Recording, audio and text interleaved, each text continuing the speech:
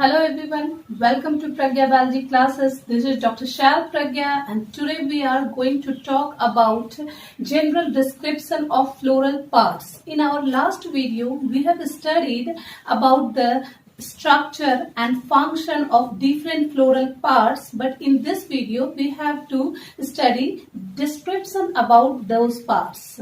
So first of all, we will start with calyx.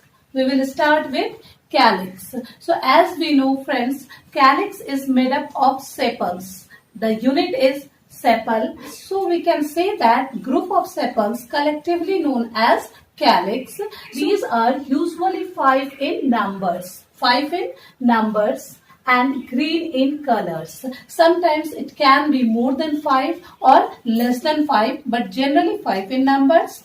And its color is green due to presence of chlorophyll, and some cases it is brightly colored, but in some cases it is brightly colored, and in those cases it is known as petaloid sepals because its color resembles with petals, so it is known as petaloid sepals. The sepals may be free. Or fused. When the sepals are free from each other, it is known as polysepalous. And when the sepals are fused with each other, it is known as gamosepalous. As the term polysepalous is indicating, poly means many, sepalous means sepals, so many sepals, but these sepals are free from each other. They are not fused with each other. So polysepalous, gamo means fused, and sepalous, sepals. So when the sepals are fused with each other, they are known as gamosepalous. Now you see in this diagram, it is clear that all the sepals are not fused with each other, they are separate from each other.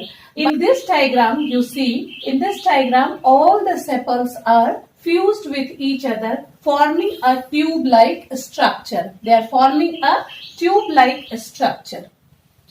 So, sepals are, sometimes there may be a second series of sepals called episepals. Second series of sepals, it is known as episepals and collectively called epicalyx. The sepals may fall off or persist when the flower opens. जब फूल खिलेंगे तो ये sepals फूल के साथ बने भी रह सकते हैं या फिर ये सेपल्स गिर भी सकते हैं. So in this diagram you see the structure of episepals, that is collectively called epicalyx. Now we will study about function of sepals.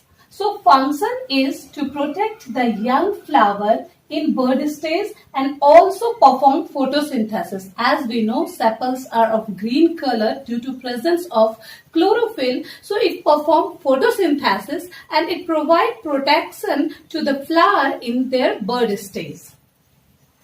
Now we will discuss about the second whorl, that is corolla. As we know, corolla is formed of petals and petals are collectively known as corolla.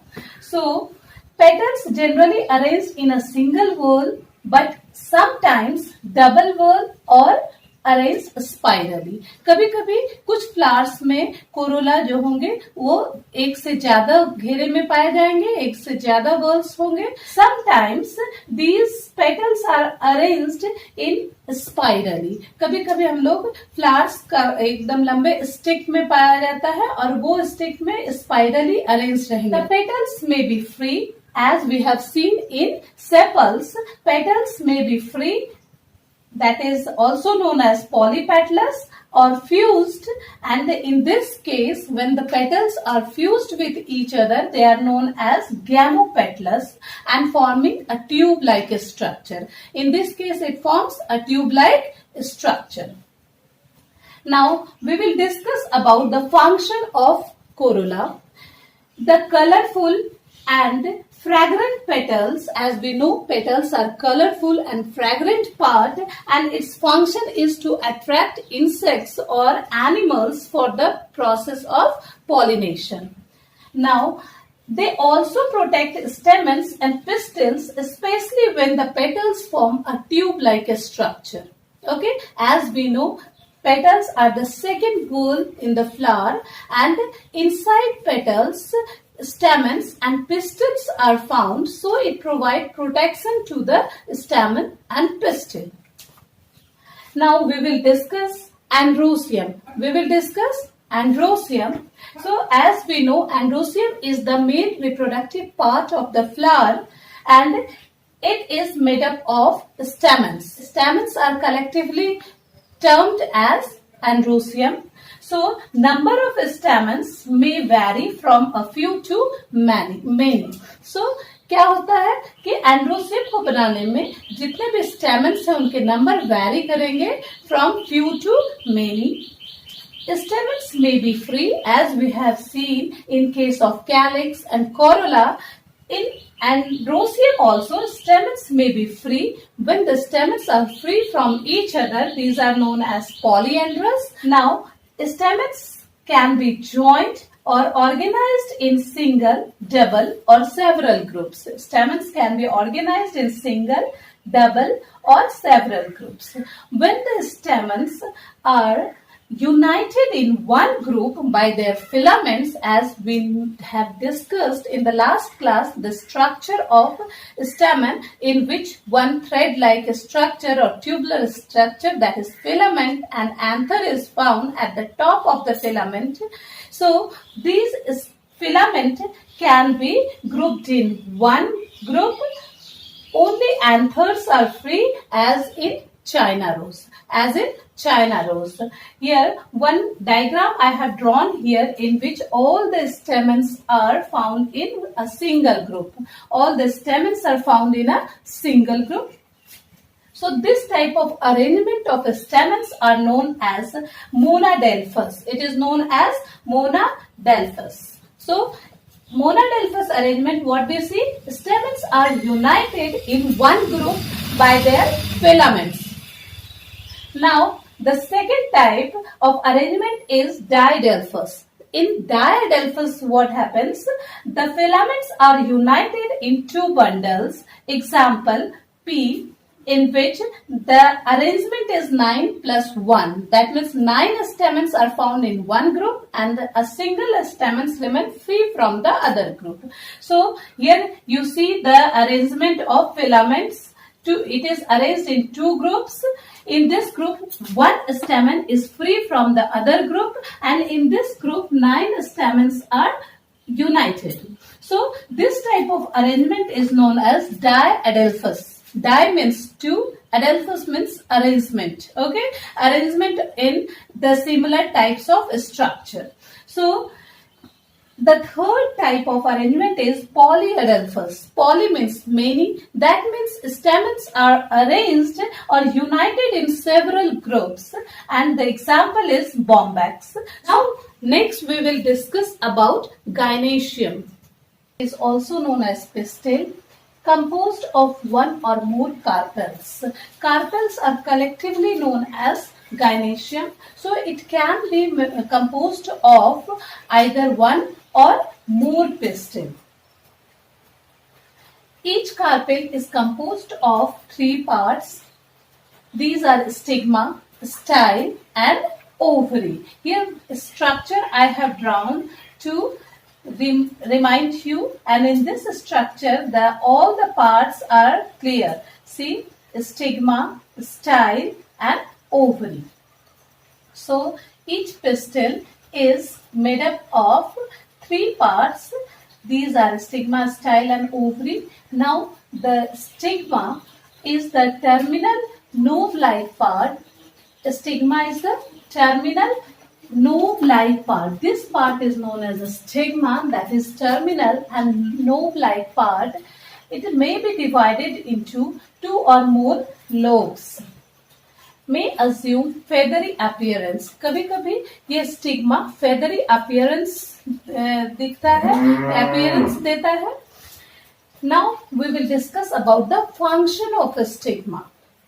So it is the landing place for pollen grains during pollination. During pollination, this is the place where pollen grains fall. So this is the landing place for pollen grains. Now we will discuss about style.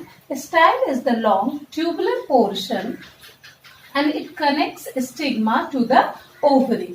It connects stigma to the ovary. Now we will discuss ovary. It is the sole and basal part of the pistil. It is composed of one or many carpels fused together. ये ovary वाले portion में ये जो Solan portion है यह बना हो सकता है एक या एक से अधिक पिस्टिल के फ्यूज होने से. Now we will discuss about placenta. What is placenta? So placenta is the structure by which ovule remain attached to the wall of ovary. Ovule remain attached to the wall of ovary. Now the question is, what is ovule? So ovule is found inside the ovary.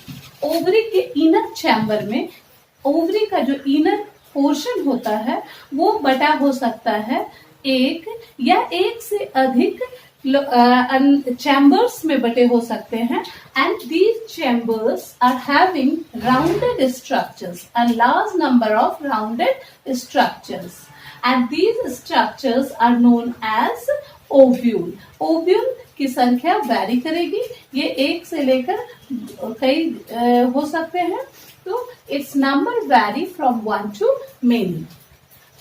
So ovule is found in the inner chamber of the ovary, which contain a number of rounded bodies called ovules. Now placenta connects ovule to the wall of ovary. Now we will discuss placentation. What is placentation? So placentation is the manner or the arrangement of ovule inside the ovary. ovary के अंदर ovules कैसे arrange हैं, किस manner में वो attached हैं to the wall of ovary, ये हमें बताता है placentation. So we can define placentation as manner in which the ovules are attached or arranged to the wall of the ovary. यही ovule आगे चलकर seed बनाते हैं. So ovules turns into seeds in the mature fruit. In the mature fruit, and what is fruit? Fruit is the transformed ovary. Ovary ही बाद में transformed होकर क्या बनाते हैं? Fruit, and ovule बाद में क्या बन जाते हैं? Seeds. Now we will discuss about sexuality of plant. Plant की सेक्सुअलिटी को डिस्कस करने के लिए हम लोगों को समझना पड़ेगा कि प्लांट कितने टाइप्स के होते हैं. On the basis of presence of reproductive part in the flowers, plant can be either bisexual और unisexual. Bisexual and unisexual we have discussed in the last video, but I'll remind you, bisexual means if both the reproductive parts are present in the same flower, then the flower is known as bisexual. So mostly the plants are bisexual in nature.